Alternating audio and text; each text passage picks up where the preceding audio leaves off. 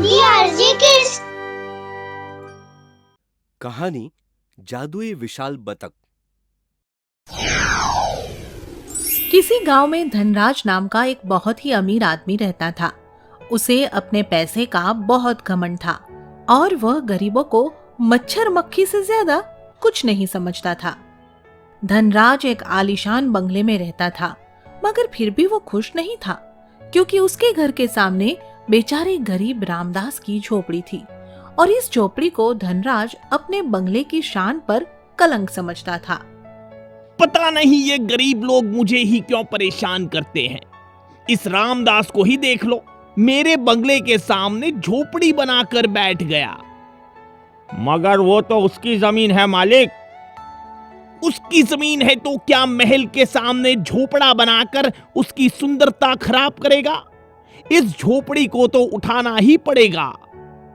इस तरह धनराज वहां से गरीब रामदास की झोपड़ी को उठाने की ठान लेता है और फिर एक दिन अपने कुछ आदमियों को लेकर वहां पहुंच जाता है। सुन बे सरजू और डमरू, इस झोपड़ी को अभी के अभी उखाड़ फेंको। आप ये नहीं कर सकते सेठ जी। अगर मेरी झोपड़ी नहीं रही तो मैं कहां रहूंगा? तू कहीं भी रहे, पर अब यहां नहीं रहेगा। चल बे सरजू, तोड़ डालो इसका ये घास फूस का झोपड़ा।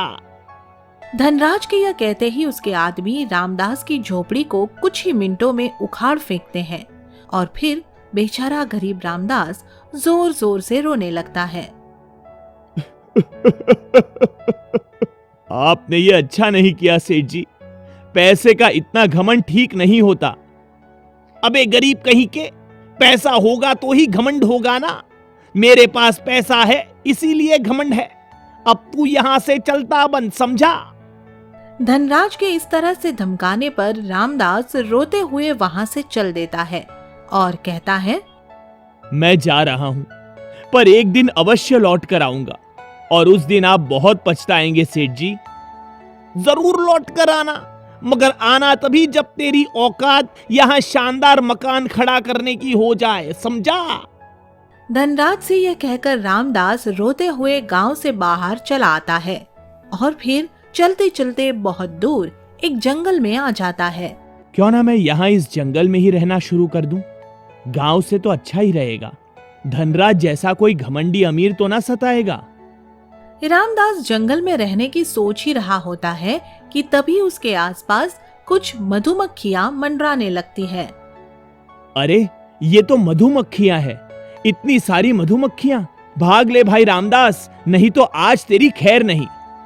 यही सोचकर रामदास मधुमक्खियों से बचने के लिए एक तरफ भाग लेता है और भागते भागते एक नदी के किनारे पर आ जाता है। मधुमक्खियां तो गई, चलो जान छूटी। मगर मैं कहां गया? लगता है कि अब तो इस जंगल में फंसकर ही रह जाऊंगा। भूख भी लगाई है, अब क्या होगा? रामदास बहुत भूखा था और उसके आसपास खाने के लिए कुछ भी नजर नहीं आ रहा था, इसलिए वह निराश होकर भगवान को याद करने लगता है। हे भगवान, ये मैं कहां फंस गया? भूख से तड़प रहा हूं। इस जंगल में खाना कहां से मिलेगा? मैं तो मर ही जाऊंगा। रामदास यह कह ही रहा होता है कि तभी उसे अपने पीछे से एक आवाज सुनाई देती है। सुनो भाई, कहो तो मैं तुम्हारी कुछ मदद करूं? अरे तुम तो बतख हो, क्या तुम बोल सकते हो? हाँ, मैं बोल सकता हूँ, क्योंकि मैं एक जादुई बतख हूँ। तुम मेरी क्या मदद कर सकते हो?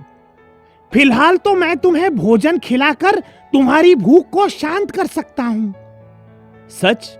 ये तो बड़ा एहसान होगा आपका। रामदास के ये कहने पर जादुई बतख उसके लिए खाना मंगवाता है। मेहमान के लिए खाना हाजिर हो। अरे ये तो जंगल में मंगल हो गया। सचमुच खाना आ गया। हाँ हाँ, खाना आ गया है दोस्त। आप इत्मीनान से खाना खाइए। बतख के ये कहने पर रामदास खाना खाने लगता है और फिर वह जैसे ही खाना खाता है तुरंत बारिश शुरू हो जाती है। अरे अब क्या होगा? होगा क्या? बहुत बारिश हुई तो नदी में भयंकर बाढ़ आएगी और ये पूरा जंगल पानी से भर जाएगा। बतख की यह बात सुनकर रामदास डर जाता है। फिर तो मेरा मरना तय है। मैं भी कहां जंगल में चला आया। यहां तो मेरी मौत पक्की है। तुम घबराओ मत, कुछ नहीं होगा। जब तक मैं तुम्हारे साथ हूं, मौत तुम्हारा बाल तक बांका नहीं कर सकती। मगर तुम तो नन्हे से बतख हो। अगर बाढ़ आ गई तो तुम्हारी खुद की जान बचा पाना मुश्किल हो जाएगा। रामदास यह कह ही रहा होता है कि तभी चारों तरफ से पानी आ जाता है और अचानक ही बतख का आकार बढ़ने लगता है और फिर वह सोने के विशाल घर में बदल जाता है। यह देखकर रामदास हैरत से दांतों तले उंगली दबा लेता है। लो, बन गया मैं घर। अब तुम जल्दी से सीढ़ियों से अपने घर में घुस आओ दोस्त। इस घर में तुम्हें किसी चीज की कमी नहीं होगी।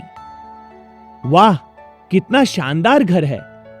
पानी बढ़ता ही जा रहा है रामदास, जल्दी से ऊपर आ जाओ, नहीं तो पानी के साथ बह जाओगे।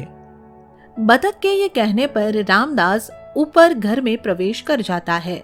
घर अंदर से किसी शानदार महल से कम नहीं था। सब चीजें सोने की बनी थी और उनमें कीमती हीरे जवारात जड़े हुए थे। अरे, ये घर है या स्वर्ग के राजा का महल? यहाँ तो सब कुछ सोने और कीमती हीरे जवाहरात से बना हुआ है। साथ ही जीने के लिए जरूरी हर चीज मौजूद है। कुछ दिन इसी तरह बीत जाते हैं और फिर एक दिन बाढ़ का पानी सूख जाता है। यह देखकर रामदास विशाल बतख घर से बाहर आ जाता है और बतख भी अपने असली रूप में आ जाता है। दोस्त, तुम इस तरह उदास क्यों बैठे हो? कोई परेशानी हो तो मुझे बताओ। मुझे उस घमंडी सेठ धनराज की याद आ रही है। उसने मेरी बहुत बेइज्जती की थी और गांव से बाहर भी निकाल दिया था। मगर क्यों? कुछ बताओ तो सही। बतख के यह पूछने पर रामदास उसे सारा सच बता देता है और फिर रोने लगता है। अरे दोस्त, रोते क्यों हो? अब तो मैं तुम्हारे साथ हूँ। तुम रोने के बजाय उस घमंडी और निर्दयी धनराज सेठ को सबक सिखाओ ना। परंतु कैसे? उसके बंगले के सामने अपना सोने का बना विशाल बतख घर खड़ा कर दो। सोने के विशाल बतख घर के सामने तो उसके बंगले की कीमत झोपड़ी से भी कम रह जाएगी। बतख के यह कहते ही रामदास फूला नहीं समाता है और फिर अगले दिन सुबह सुबह जब सेठ धनराज की नींद खुलती है तो वह आंखें मलता ही रह जाता है।